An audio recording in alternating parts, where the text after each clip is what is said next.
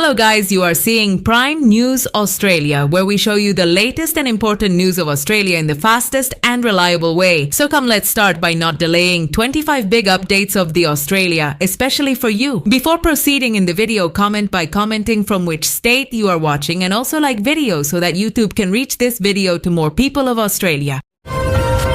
US President Donald Trump has again criticized Australia for not providing enough support in efforts to reopen the Strait of Hormuz during the Middle East conflict. Trump expressed dissatisfaction, saying he was not happy with Australia as they were not there when asked. Prime Minister Anthony Albanese rejected the claims, stating no specific formal request was received from the United States. Defense Minister Richard Marles confirmed no direct ask was made. Australia continues diplomatic efforts with allies on securing global shipping lanes amid the ongoing tensions. Prime Minister Anthony Albanese visited the Viva Energy oil refinery in Geelong following a massive fire that damaged one of Australia's two remaining facilities. Albanese assured the public there is no change to national fuel supplies despite reduced output. The refinery continues partial operations, prioritising diesel and jet fuel. The government is accelerating imports from regional partners, as Australia relies on imports for most of its fuel needs amid global disruptions. Malaysian Prime Minister Anwar Ibrahim announced that state-owned energy giant Petronas will prioritise supplying excess fuel to Australia to strengthen energy security. This follows disruptions caused by the Middle East conflict. Prime Minister Anthony Albanese welcomed the commitment during bilateral talks in Malaysia, emphasising closer energy ties. Australia, which imports around 80 to 90% of its refined fuel, faces ongoing supply challenges and price pressures. Deputy Prime Minister and Defence Minister Richard Marles warned that the world may be at the foothills of a new nuclear arms race amid global instability. Marles linked the risks to recent international conflicts, justifying the government's expanded military funding and investments in advanced capabilities. The comments came as Australia prepares to boost defence spending significantly over the coming decade to enhance national security. A major fire at the Viva Energy refinery in Geelong has prompted warnings of potential petrol price increases of up to 8 cents per litre in Victoria. Supply chain experts say the blaze could affect local production for weeks. Prime Minister Albanese inspected the site and stated the incident will not trigger stricter national fuel restrictions. The refinery supplies a significant portion of Victoria's fuel. Police have charged 2 men after they allegedly stole a 1,000-litre tank of fuel from a building site near the ACT New South Wales border. The incident highlights rising fuel-related crime amid global supply concerns and higher prices caused by Middle East tensions. Authorities are investigating the theft as part of broader efforts to combat opportunistic crimes during the energy crisis. The Duke and Duchess of Sussex concluded their Australian visit by meeting survivors of the Bondi terror attack in Sydney. The royal couple's tour included community engagements and focused on support for victims and veterans. Their visit has drawn both positive attention and some public commentary regarding its timing amid national challenges.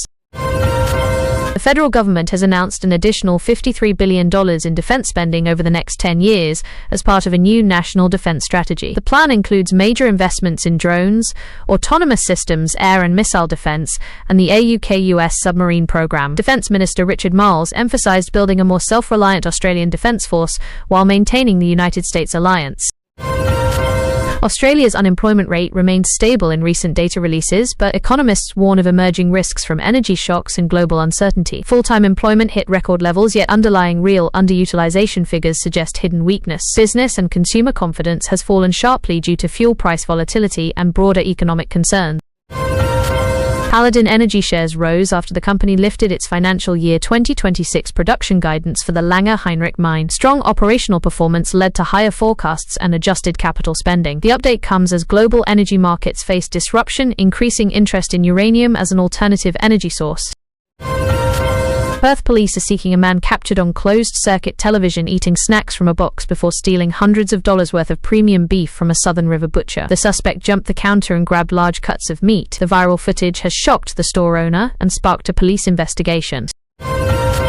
The International Monetary Fund has lowered Australia's growth outlook for 2026 to around 2% due to the impacts of the Middle East energy crisis. Inflation risks have risen, with potential stagflationary effects from higher fuel costs. The International Monetary Fund warned of broader global recession risks if the conflict prolongs.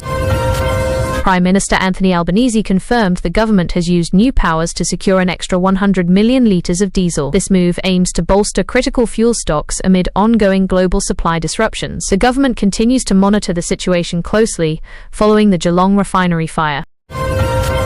Anzac Day falls on a Saturday in 2026, leading to different long weekend arrangements across states. New South Wales is trialling an extra day off on the following Monday in some cases. Australians are preparing for commemorations, while national security and defence discussions remain prominent. Industry leaders and ministers have emphasized the need for Australia to build sovereign artificial intelligence capabilities to reduce reliance on foreign technology providers. This push comes amid broader concerns over national security and technological self-reliance in an uncertain global environment. Economists at Commonwealth Bank predict Australia's two-speed housing market will moderate as higher interest rates and affordability pressures take effect. National price growth is expected to slow over the next 2 years despite recent resilience. Former SAS soldier Ben Robert Smith has been granted bail after being charged with multiple war crime offences. The high-profile case continues to attract significant media and public attention as legal proceedings advance.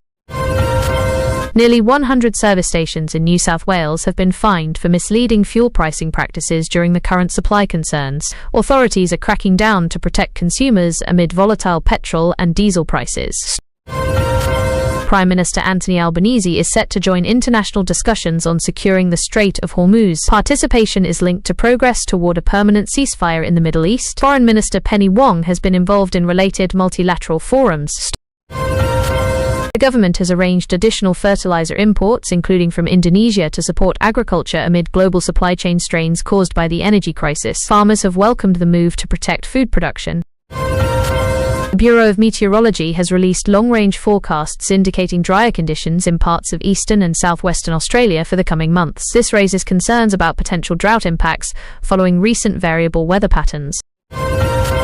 Many Australians are facing higher private health insurance premiums as part of the annual adjustment cycle starting in April 2026. The rises come at a time when household budgets are already under pressure from fuel costs. The New South Wales government is exploring allowing trained pharmacists to dispense the contraceptive pill without a general practitioner visit. The change aims to improve access to reproductive health care for women across the state.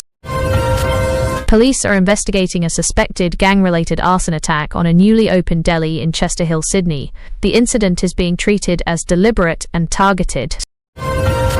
The Socceroos will play Switzerland in a friendly as their final preparation before the 2026 FIFA World Cup in North America. It marks their first match against European opposition since 2023. Australia's aged care industry is preparing for significant adoption of artificial intelligence tools to improve care delivery and efficiency, though experts warn of associated risks and ethical considerations. Major festivals, trade shows like ATE 2026, and new itineraries are expected to drive a strong tourism season in the second half of 2026, attracting international visitors despite global economic headwinds. Opposition figures have urged the government to prioritise domestic needs in response to the fuel crisis and international pressures, criticising aspects of foreign policy engagement.